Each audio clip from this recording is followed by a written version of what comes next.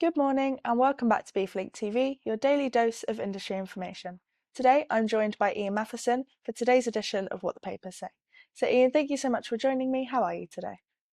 I'm good, thank you, Brooke. How are you? I'm good, thank you. So what's going on in the world of logistics this week? Well, in the last few days, I've read about, IATA released the figures for July, the air cargo figures for July, which show that traffic is continuing to soar. I think they reported that year on year for July, it's gone up by almost 14%. Obviously, that's all down to the problems in the ocean freight arena and the continuing boom in e-commerce. And what else has got your attention?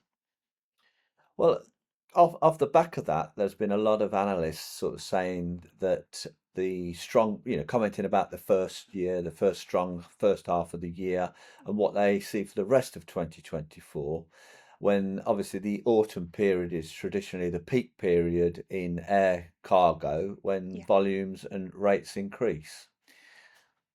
Those analysts were then sort of backed up by TIACA, the airline association, as well as Zenita, who issued a sort of an appeal last week. They urged shippers to secure space and make contingency plans because they're worried about capacity shortages, especially out of Asian markets in the autumn period. So they're really telling shippers and forwarders that serves those shippers to start thinking about contingency plans because they see capacity being an issue.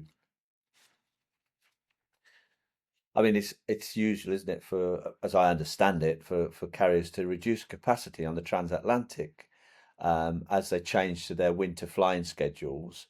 And it'll be interesting in light of what Tiaka says as to whether they move some of that capacity onto other routes, such as the Far East to Europe or the Far East to the USA. that would be an interesting development. So what else this week has caught your attention?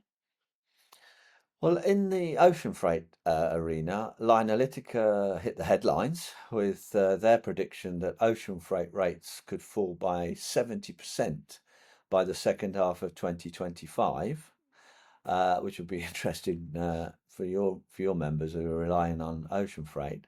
I mean, there was some sort of balance put into that comment by Zenita, who cautioned that that would only happen if the Red Sea crisis is sorted. But we have to remember that there are a huge volume of container ship deliveries due now for the next over the next 2 years.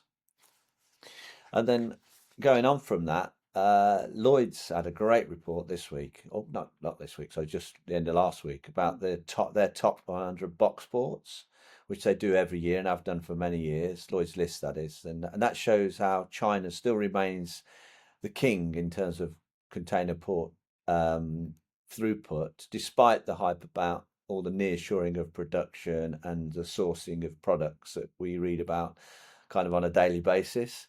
China's share, according to Lloyd's list, China's share rose to 43.1% last year from a shade over 40% in 2022. And we should remember that 10 years ago, the share of container traffic, total container traffic through China's seaports, was just 36.6%. So I guess the jury's still out on that one then. Well, I guess so, yeah. And Alpha Liner kind of backed that up. And the other analyst, Alpha Liner, their latest report about ports gave a good overview of how the disruption caused by the various economic events and political events is causing so much congestion at ports and how that is having a chaotic, disruptive effect on global supply chains at the moment. And by the sounds of it, kind of disruptions in the supply chain is kind of here to stay. Oh, I think so, yeah, almost certainly. And if you look at the Alpha Liner report, all this disruption it's causing schedule reliability to fall again. I think this year it's averaged somewhere between 50 and 55% on time, ships being on time in port. It was 52.1% in July. And that's according to Transport Intelligence. The year-on-year schedule reliability for July 2023 to 2024 was down 12%. And of course, your members are absolutely desperate. Well, the members and the people that they serve are desperate for that schedule reliability to be much better than that. So there's some work to be done, I think. Yeah, yeah, Um, on a lighter note, shall we end on a lighter note? yeah.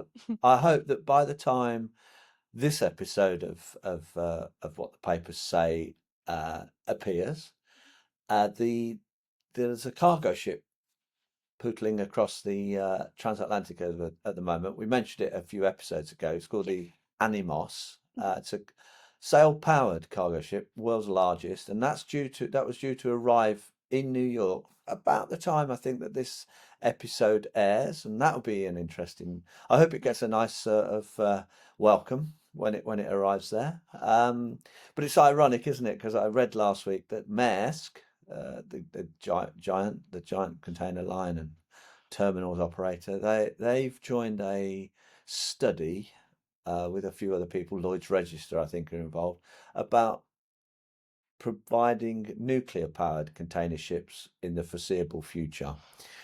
Thank you so much, Ian. This has been an interesting update. I would also like to remind our members that we are currently running a project to develop a list of our members' communications contacts. So if you would like to be a part of this group, make sure you get in touch with us at bifacomms@bifa.org. That email address will be in the description below, along with a link to all of the articles talked about today. Thank you so much for watching. This has been today's edition of BeefLink TV, your daily dose of industry information.